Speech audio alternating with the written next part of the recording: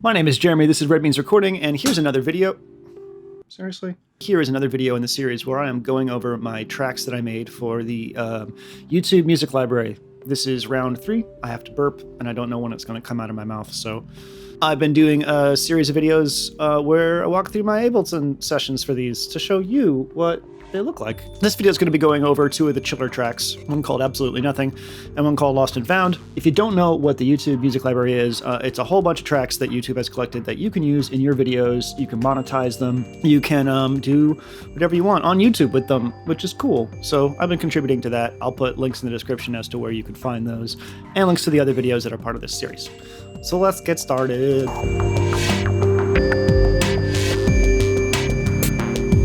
Okay, so this first track is called Absolutely Nothing. It's a sort of down-tempo IDM track. I wanted something ambient, but it turned into something that I added a beat to because I just can't help myself from adding beats. I must have a problem. So I started this track with the Access Virus Indigo 2, which I have. It's right here. It's a wonderful synthesizer that I don't give enough attention to, but I wanted to give it attention this round. So a bunch of tracks I started with the Virus, and this is one of them. Here's my MIDI that I recorded for it. Some of the stuff I just played by hand throughout. I saved my MIDI in case I wanted to use it for something else, and the way that I record hardware is that I save the name of the synth and the preset number or the patch number that I use, so I can always go back and mess with it.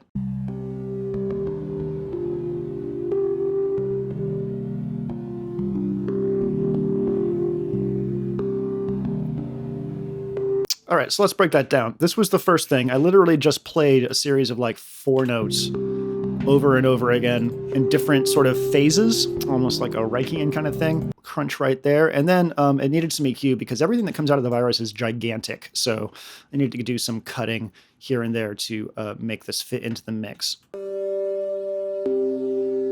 Buzzy line that sort of just plays the same 4 notes again and again, phasing through different rhythms, playing the notes. A little bell on top. A little bell. Just some EQ.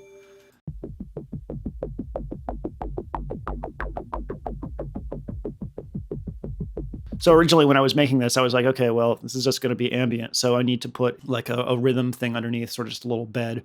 So originally that's what the intention of this line here was.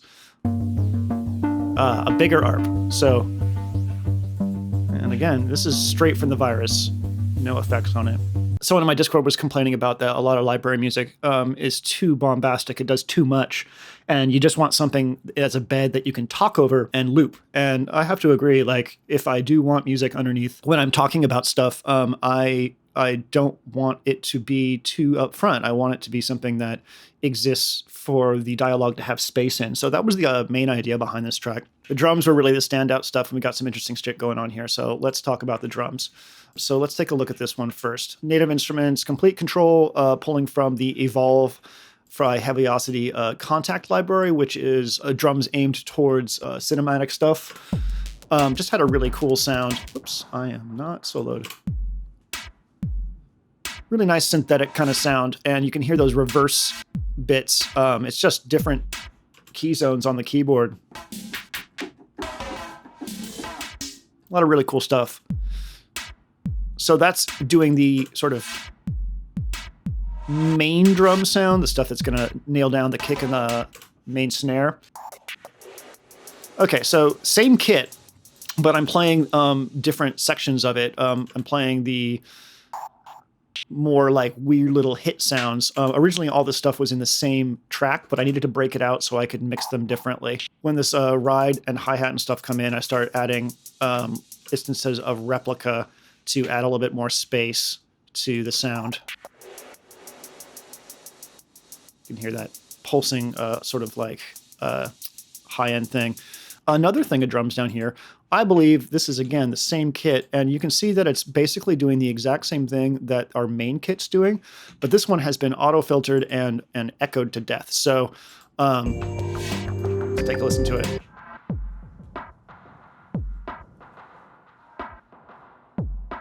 So only the mids of this are being affected by the delay. That kick still just comes through on its own without any echo on it.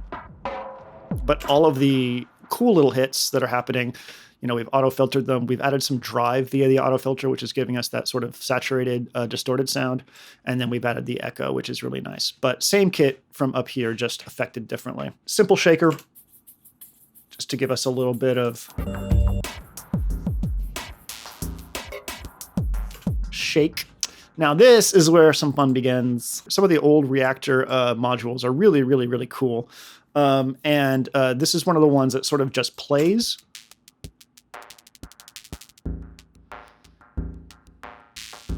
So this is included in Reactor if you have it. And what's going on here is, let me pull up the automation. So I'm playing with the patterns. There are multiple patterns in here. This is a little sequencer. You can see the modulation and band stuff is going to switch around every single time that this hits.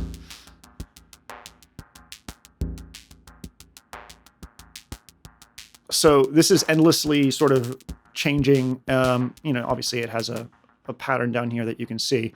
I'm using it to add some really interesting sort of background stuff.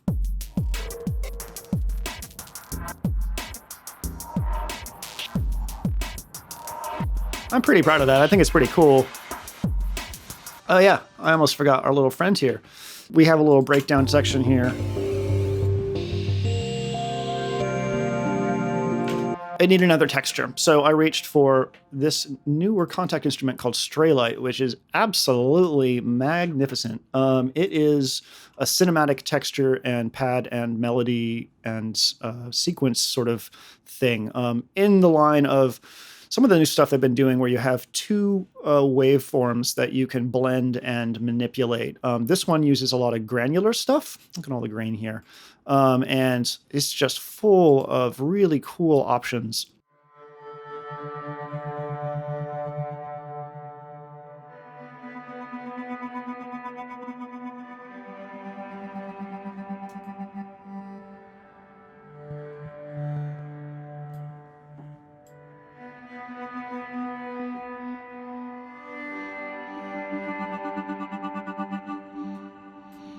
Kudos to Straylight maker, whoever the hell that was. You made him a really, really cool instrument. So that little dude is hanging out. Seriously, just hitting single notes here and there.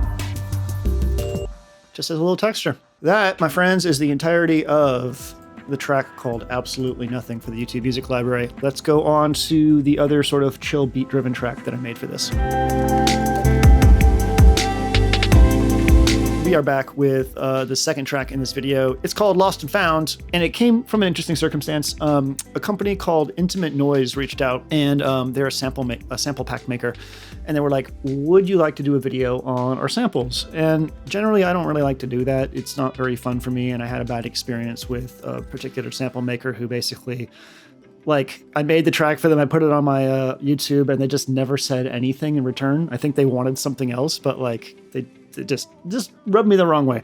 But I went and I listened to Intimate Noises samples, and I was like, these are really interesting, and I am in the middle of making these YouTube tracks, and anything new and interesting is always good for me to play with. So I got their samples. I'll put a link in the description.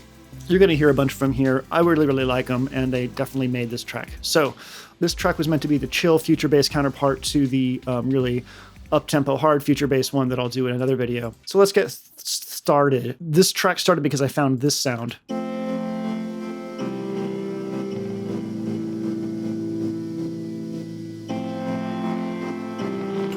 What a cool pad, right? It's got a little white noise hit going on top. It's just very multi-layered. It's got rhythm. It's got progression. It's really, really cool.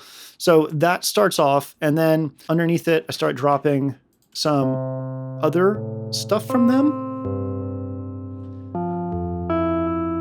So I was just building these ambient beds. Now this one's cool because it doesn't actually progress chord-wise in the same duration that the original progression's in, so we get this cool beating kind of thing. Kind of just floats in and out, which is really, really nice. The other thing that made me realize I was probably going to have something cool on my hands were these piano samples that they're individual hits that I repitched from the Intimate Noise pack. Sounds like it's guitar and piano put together. It's very Eno. Really, really nice. So they have a lot of ambient stuff and a lot of really pretty stuff, but they also have some weird stuff too. There's a whole modular thing that they have, like modular noise. When I was making this, I wanted it to be really delicate. I wanted the pads and the ambient sounds to really take center stage, but I also wanted to have interesting rhythms that were playing with your ear. And when I think about that stuff, I think about like high-end tickly stuff. So I will go over a couple of those that are happening. So there's the original. This is glitching out. And if you hit auto on this, you can see it's changing every single time. So each one of these is shifting, so nothing's ever quite the same, which is really cool. Using the color limiter, which is one of the Max for Live devices that came in one of the recent updates for Live. This is built into Live if you have it. It's a saturation color limiter. Doing that fake stereo trick that I do sometimes where I will set the wetness of a delay to 100% and then change it from sync to time. And I will have 0 feedback, and I will have one side at 1 millisecond, which is the lowest you can go, and the other side will be up to like, oh, is this moving? Oh yeah, so I actually have something cool going on here. So let me just turn this off real quick so you can hear it. Right in the middle. Instead of just having this at like 4 milliseconds, I actually have this Max for Live LFO set to square wave, so like just jump to different values of that millisecond thing. So it's always shifting. And I have it in repitch mode, which means when it jumps, the delay time is changing and it's repitching slower if it goes longer and faster if it goes higher. Just a really cool glitch effect. Erosion on top. Erosion's a great way to add a little high-end energy to your sounds. Without. Finally, 2 beat repeats, which is a built-in Ableton effect that creates glitches based on where you tell it to start glitching. So I have a glitch at the beginning of each bar, and I have a glitch, looks like before the second hit of each bar, the second downbeat. Every time it hits, it has the chance of doing a variety of timings for it. So just a really weird-ass series of stuff to make that interesting. Altogether, our glitch percussion is doing some stuff like that. And then when you bring it in with the ambient stuff,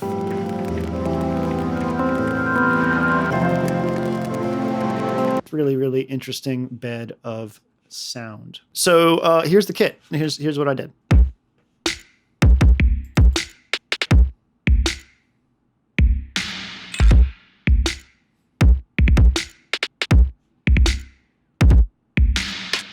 Drum Bus is doing a lot more. Drum Bus is a stock Ableton preset or Ableton plugin.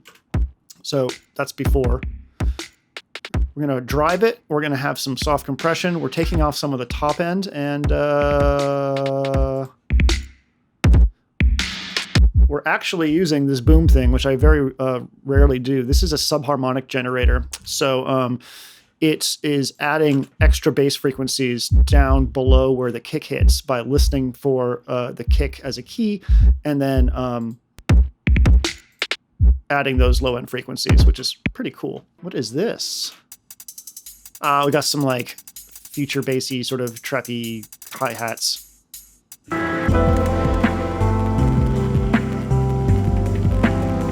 So these little drums right here, I wanted to start bringing in the drums, and I wanted to bring them in as sort of as a heartbeat. So we have just some really filtered down stuff here. The reverb is on everything. You can hear it with the auto filter on, sort of kicking it in the background. We sort of start to bring stuff up here, but not all the way. I just wanted this to be almost like Massive Attack's Teardrop, you know, which is pretty much a rip-off of, actually. It's so that we can get introduced to the beat before it really fully comes in. And then the main drums come in here.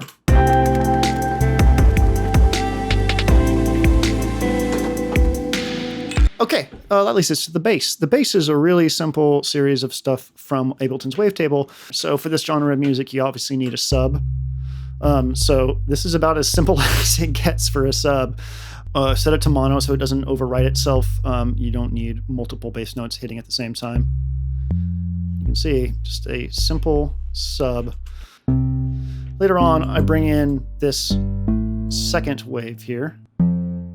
On top, you can see it has some built-in envelope modulation of the cutoff frequency. It's just to add some high-end interest to the bass when the whole mix is getting bigger.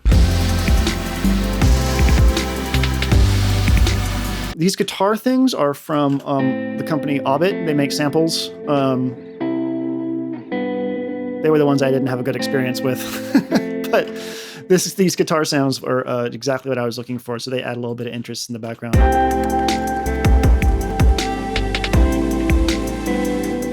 I love vocal chops. I love vocal chops. So you can see we're bringing up the frequency response with the auto filter here. We're automating the frequency. And we have a big echo on it.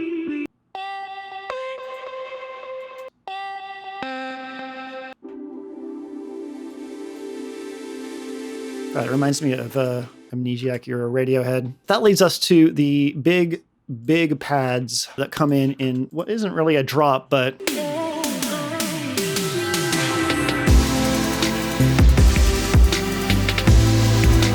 we have two pads going on here, and Silver Lining pad is actually a instrument rack preset from Ableton. It has 2 instances of wavetable.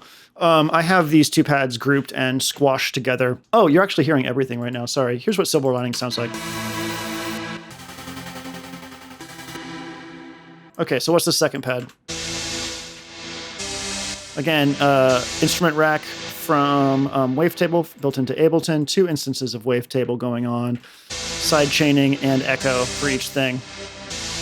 So they both take up a different frequency spectrum, and I wanted to combine them together.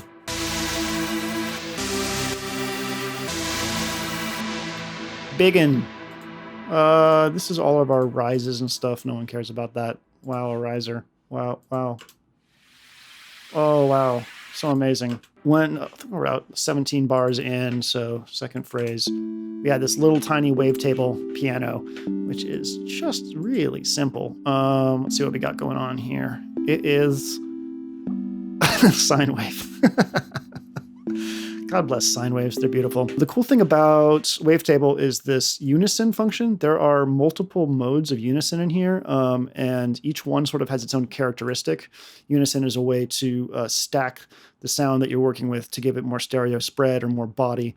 So each one sort of has its own like character, and that phasing that you hear where this thing is in stereo is in part because of, completely because of this unison thing here. And this is one of the things I love about wavetable. We have a couple instances where we, at the end, want the same texture as this little piano here, but we want it to come from a different instrument. So here is a Ableton preset called Chomper's Split Pad. Not much to say, except for if you want this, it's in your Ableton, so go find it. And again, big ass wavetable chords. I think I made this preset myself, yeah, because I'm using some Adventure Kid waveform packed wavetables. You can see the visual feedback of wavetable showing you what it's doing to the wavetable here.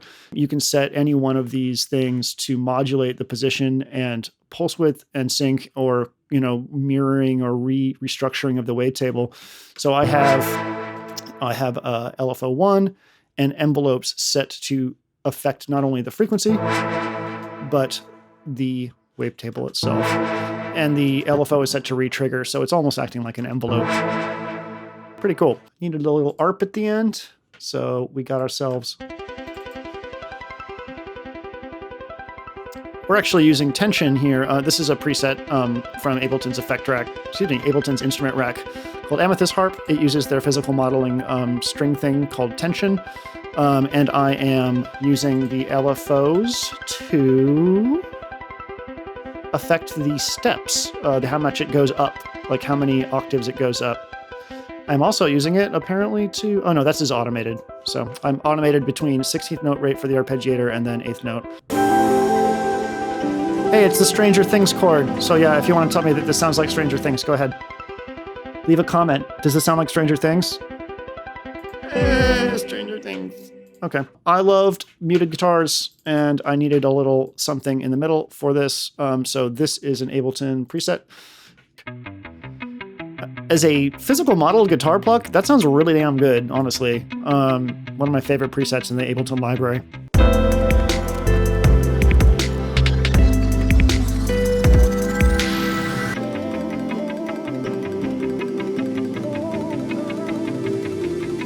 So yeah, That is Lost and Found, one of the chiller tracks on the YouTube Music Library box I did this time around. I will put a link in the description to where you can find these tracks on YouTube and use them in your videos. Again, you can monetize, you can do all that kind of stuff. And, you know, if you like what you're seeing here and want to watch more, there's also a link in the description at the end of the video to the playlist that will have my previous incarnations of these walkthroughs and all the stuff for this one. So I'm Jeremy, this is Red Means Recording. Thank you so much for watching, and I hope you have a wonderful day.